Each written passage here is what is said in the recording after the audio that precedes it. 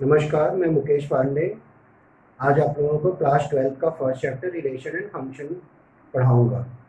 Relation and function का जो chapter start होता है वो ऑर्डर्ड पेयर से स्टार्ट होता है। ऑर्डर्ड पेयर ऐसा पेयर है जिसकी ऑर्डरिंग को हम लोग चेंज नहीं कर सकते। There ordering can not be change. जैसे आप कोऑर्डिनेट ज्योमेट्री पढ़ते हो तो किसी पॉइंट के कोऑर्डिनेट को एक्स वाई लिखते हो, जिसमें एक्स जो होता है वो एब्सिसा होता है और वाई जो होता है वो ऑर्डिनेट होता है। Abscissa means distance toward on X axis, ordinate means distance toward on Y axis. क्योंकि इसके पेयरिंग को आपस में इंटरचेंज नहीं कर सकते, then it is called an ordered pair. उसी तरह से जब हम कॉम्प्लेक्स नंबर पढ़ते हैं तो किसी कॉम्प्लेक्स नंबर को भी हम एक्स वाई लिखते हैं, जिसमें एक्स जो होता है वो रियल पार्ट होता है और वाई जो होता है वो इमेजिनरी पार्ट होता है। इसको भी इंटरचेंज नहीं किया जा सकता है। अर्थात ऑर्डर्ड पेयर वह पेयर है जिसके ऑर्डरिंग को इंटरचेंज नहीं किया जा सकता। कभी कभी अगर हमको दो ऑर्डर्ड पेयर इक्वल कर दिए जाए 2x + 1 y 4 5 और कहा जाए कि सॉल्व करके x और y की वैल्यू निकालिए, तो दो ऑर्डर्ड पेयर इक्वल तभी हो सकते हैं जब पहला एलिमेंट पहले के इक्वल हो और दूसरा एलिमेंट दूसरे के इक्वल हो। जैसे कि तुम देख रहे हो लेफ्ट साइड में पहला एलिमेंट 2x + 1 है, इसको हम 4 के इक्वल करेंगे। यहाँ से 2x की वैल्यू 3 आ जाएगी, x की वैल्यू 3/2 आ जाएगी और y की वैल्यू 5 आ जाएगी। तो दो ऑर्डर्ड पेयर को अगर इक्वल करना है तो पहले एलिमेंट को पहले के इक्वल करना है और दूसरे एलिमेंट को दूसरे के इक्वल करना है। दूसरा जो टॉपिक तुम्हारे सामने आता है that is called Cartesian product between two sets.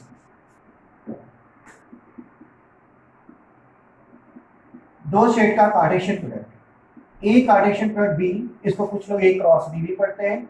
Collection of all ordered pair A B such that A belongs to set A and B belongs to set B। दो सेट A और B का Cartesian product सभी ordered pair का collection है जिसमें पहला element पहले set का हो एंड दूसरा एलिमेंट दूसरे सेट का हो। एग्जांपल के रूप में हमने एक सेट लिया 1 2, सेट B लिया हमने 3 4 और A कार्टेशियन प्रोडक्ट B निकालना है 1 2 कार्टेशियन प्रोडक्ट 3 4। तो हम पेयरिंग स्टार्ट करेंगे। 1 का पेयर 3 से बनाएंगे, 1 का पेयर 4 से बनाएंगे, 2 का पेयर 3 से बनाएंगे, 2 का पेयर 4 से बनाएंगे। इस तरह से तुमको ए कार्टेशियन प्रोडक्ट भी फाइंड हो जाएगा। जैसा कि आपने देखा कि सेट ए में 2 एलिमेंट्स थे, सेट बी में 2 एलिमेंट्स थे, ए कार्टेशियन प्रोडक्ट बी में टोटल 4 एलिमेंट्स प्राप्त हुए। यहाँ से हमने सीखा कि if set A contained m elements, set B contained n elements, then A Cartesian product B contains m into n elements। Cartesian product के बाद दूसरा नाम तुम्हारे सामने जो आएगा that is called relation।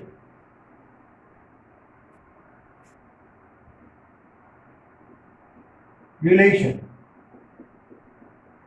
let A and B are two non-empty sets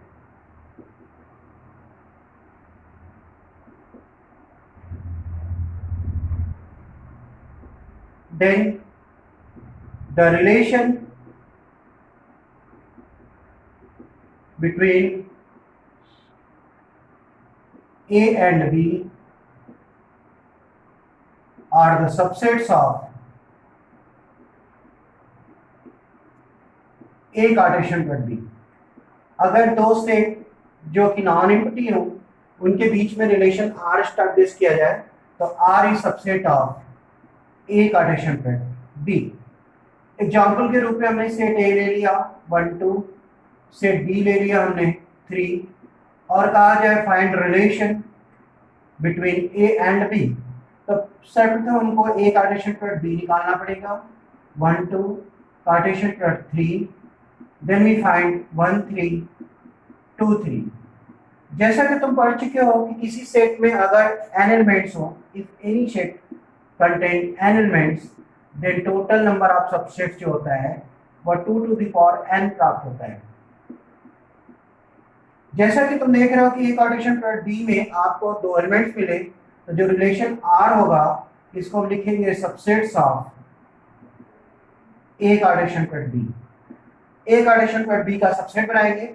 A Cartesian product B में 2 elements मिले हैं तो टोटल सबसेट्स तुमको 2 का पावर 2 अर्थात 4 मिलेंगे। तो हमारा जो सबसेट्स बनना स्टार्ट हो जाएगा वो पहले 5 से स्टार्ट होगा, that is empty set. Empty set से जो रिलेशन मिलता है उसको एम्प्टी रिलेशन बोलते हैं। फिर पहला एलिमेंट उठाएंगे 1 3, दूसरा एलिमेंट उठाएंगे 2 3, फिर दोनों को ले लेंगे 1 3 एंड 2 3। इस तरह से सेट ए और बी के बीच में रिलेशन आपको मिले 5, that is called empty relation.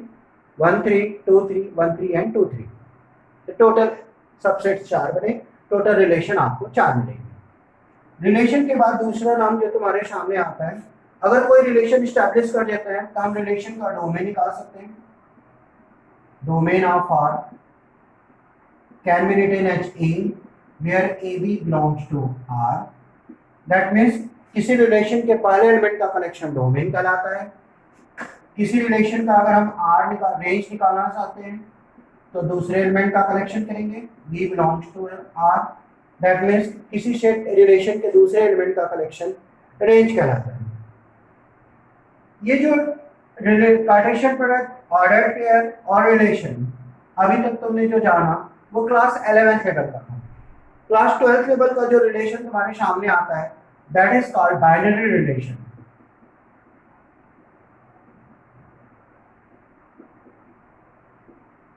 Binary relation ऐसा रिलेशन है जो सेट ए का सेट ए के साथ ही हो। The relation which contains set A to A itself is called binary relation. That means R is subset of A Cartesian product A. Binary relation कुल 5 प्रकार के होते हैं। पहला होता है आपका reflexive relation, second symmetric relation, transitive relation, antisymmetric relation,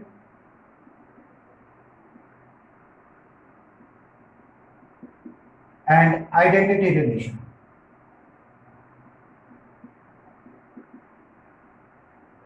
अगर कोई रिलेशन रिफ्लेक्सिव, सिमेट्रिक और ट्रांजिटिव तीनों एक साथ होल्ड करे तो ऐसे रिलेशन को हम लोग इक्विवेलेंस रिलेशन के नाम से पुकारते हैं। दैट मीन्स किसी रिलेशन को अगर तुमको इक्विवेलेंस रिलेशन शो करना है तो रिफ्लेक्सिव दिखाना पड़ेगा, सिमेट्रिक दिखाना पड़ेगा और ट्रांजिटिव दिखाना पड़ेगा। Reflexive relation that means A related to A itself, अर्थात सेट का प्रत्येक एलिमेंट खुद से रिलेटेड हो। अगर हम ऑर्डर्ड पेयर में लिखना चाहते हैं तो लिखेंगे A belongs to R. Symmetric कहता है if A related to B implies that b related to a। अगर ऑर्डर्ड पेयर में लिखेंगे A B belongs to R implies that B A belongs to R. Transitive कहता है A related to B and B related to C implies A related to C. A का B से relation हो, B का सी से relation हो तो ए सी से रिलेटेड होगा। एंटीसिमेट्रिक कहता है A related to B and B related to A implies that a is equal to b। a b से रिलेटेड हो और b a से रिलेटेड हो तो a और b दोनों इक्वल हो जाएंगे। और आइडेंटिटी रिलेशन कहता है a related to b implies that a is equal to b। अगर a b से रिलेटेड हो तो a और b इक्वल हो जाएंगे। यहाँ ये आपको पहले से ही ध्यान देना पड़ेगा कि जो भी तुम a b c ले रहे हो सबके सबसेट एक एलिमेंट होने चाहिए, क्योंकि हम लोग बाइनरी रिलेशन का अध्ययन कर रहे हैं। तो हमारे इंटरमीडिएट का जो फर्स्ट एक्सरसाइज है उसमें तुमको इक्विवेलेंस रिलेशन या रिफ्लेक्सिव, सिमेट्रिक और ट्रांजिटिव अलग अलग दिखाने के लिए आएगा। और अगर कोई रिलेशन रिफ्लेक्सिव, सिमेट्रिक और ट्रांजिटिव तीनों होता है तो ऐसे रिलेशन को हम लोग इक्विवेलेंस रिलेशन के नाम से पुकारते हैं। जैसे एग्जांपल के रूप में हमने एक क्वेश्चन लिया,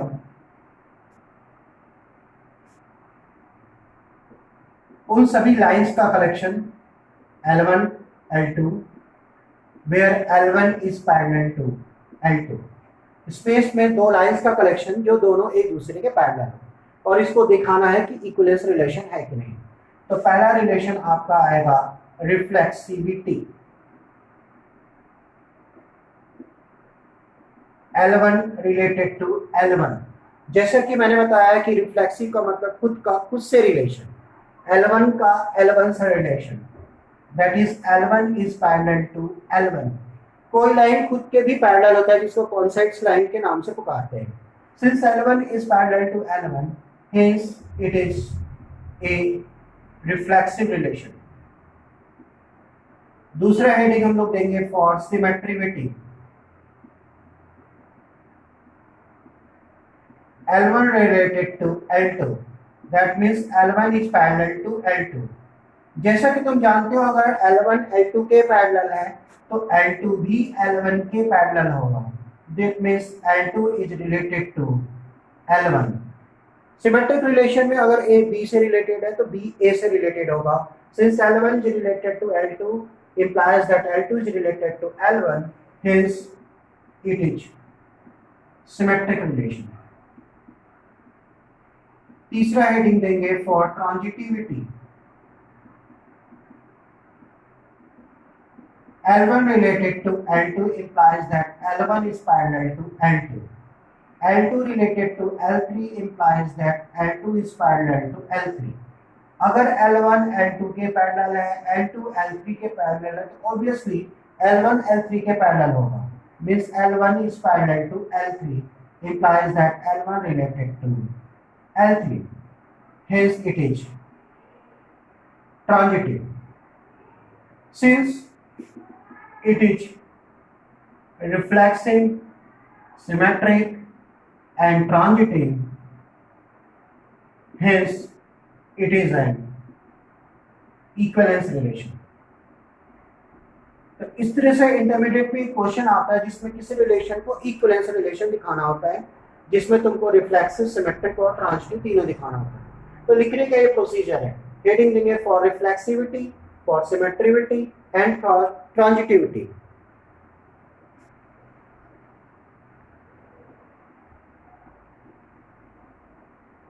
कभी कभी हमारे सामने एक सेट गिवन रहता है जिसके थ्रू रिलेशन निकालना होता है. Collection of all x where x belongs to integer and 0 is less than or equal to x less than or equal to 10. उन सभी इंटीजर का कलेक्शन जो 0 और 12 के बीच में हो, एक सेट डिफाइंड हो गया और एक रिलेशन हमने ले लिया एक्स वाई का collection such that mod of x minus y is a multiple of 4 and x and y both belongs to set A. अगर इस तरह से कोई नोन सेट तुम्हारे पास हो तो हम जो रिफ्लेक्सिव, सिमेट्रिक और transitive that means equivalence relation दिखाते उससे पहले हम सेट को एस्टैब्लिश कर लेते अगर कोई नोन सेट है तो. जैसे इसमें सेट x 0 से 12 के बीच में है और वो भी सिर्फ इंटीजर लेना है तो चलिए हम लोग कुछ इंटीजर लेते हैं. जैसे अगर हमने 0 लिया तो जैसा कि तुम देख रहे हो mod x माइनस वाई से मल्टीपल ऑफ 4 तो 0 का किससे रिलेशन 0 ले जो कि मल्टीपल ऑफ 4 हो तो पहला एलिमेंट तुमको 0 मिलेगा क्योंकि 0 माइनस 0 आएगा which is a multiple of 4. 0 के साथ तुमको 4 मिलेगा, 0 के साथ 8 मिलेगा, 0 के साथ 12 मिलेगा. उसी तरह 1 लेंगे 1 मिलेगा, 1 के साथ 5 मिलेगा, 1 के साथ 9 मिलेगा, 2 के साथ 2 मिलेगा, 2 के साथ 6 मिलेगा, 2 के साथ 10 मिलेगा एंड सो ऑन. इस तरह से जब कोई नोन सेट हो तो हम रिलेशन को शो अप करते हैं. अब इसको इक्विवेलेंस रिलेशन दिखाने के लिए फिर से हेडिंग देंगे for reflexivity means A related to A, खुद का खुद से रिलेशन. जैसा कि तुम देख रहे हो कि 0 रिलेटेड टू 0 है that means 0 0 belongs to R है, 1 1 बिलोंग्स टू R है, 2 2 बिलोंग्स टू R है and so on so. Hence it is a reflexive relation. Then we have to learn for symmetrivity.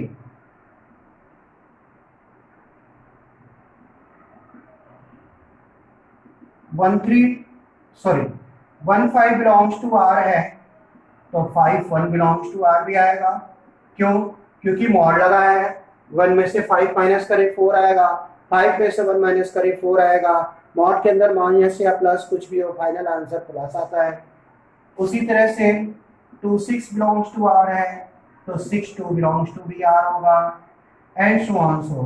Hence it is symmetric relation. तीसरा heading देंगे for transitivity, 1 5 belongs to R, 5 9 belongs to R implies that 1 9 belongs to R. 1 5 means 1 minus 5 4 divisible by multiple of 4. 5 9 5 minus 9 4 multiple of 4. तो 1 9 8 which is a multiple of 4.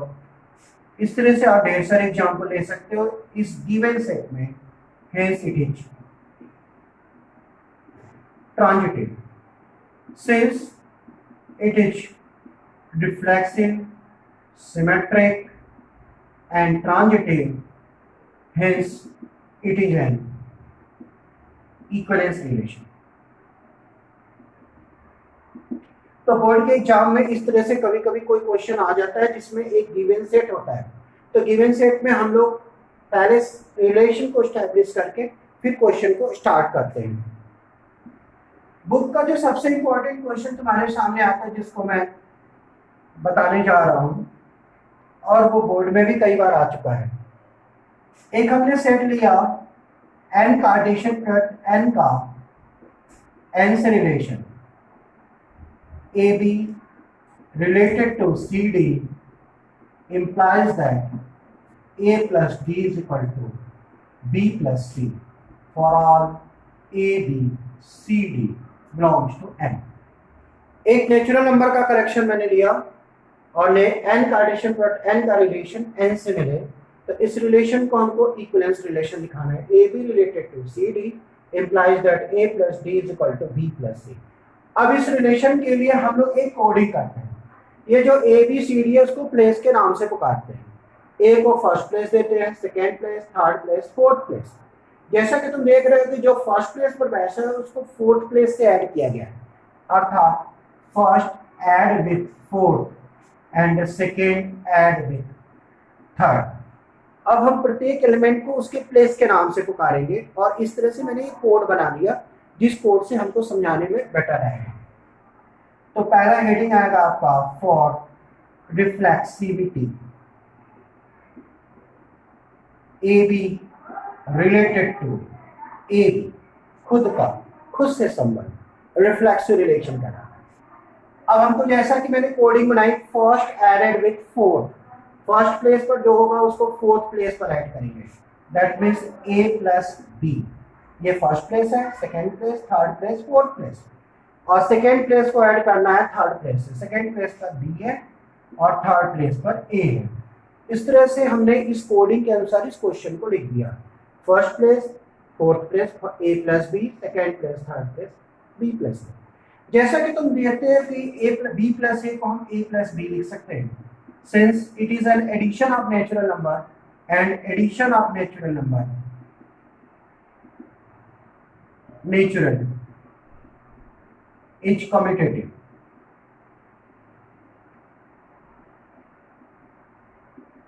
जैसा कि हम लोग previous classes में पढ़ चुके हैं कि नेचुरल नंबर का एडिशन कम्यूटेटिव होता है। इस तरह से तुमने प्रूव कर दिया a plus B is equal to a plus B, hence it is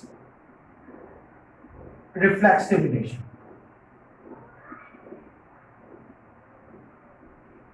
दूसरा हेडिंग देंगे सिमेट्रिविटी,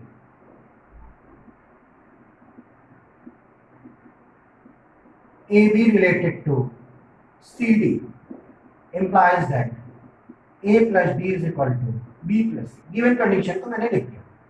रिफ्लेक्सिव रिलेशन कहता है if A is related to B implies that B is related to A, अर्थात हमको फिर वापस आना है। अगर हम गए और फिर वापस आए तो जाते समय हमारा जो साइड रहेगा आते समय चेंज हो जाएगा, तो हम दोनों साइड को उलट देंगे।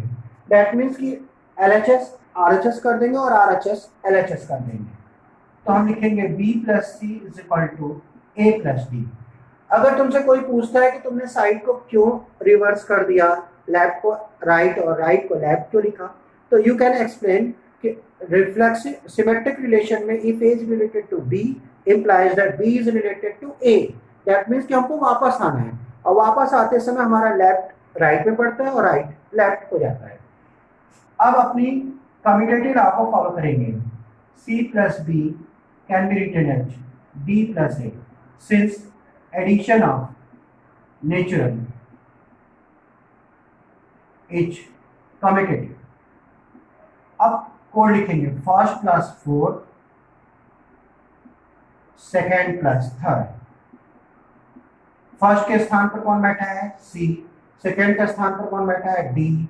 थर्ड के स्थान पर कौन बैठा है? ए। और फोर्थ के स्थान पर कौन बैठा है? बी। इस तरह से आ गया C D related to A B.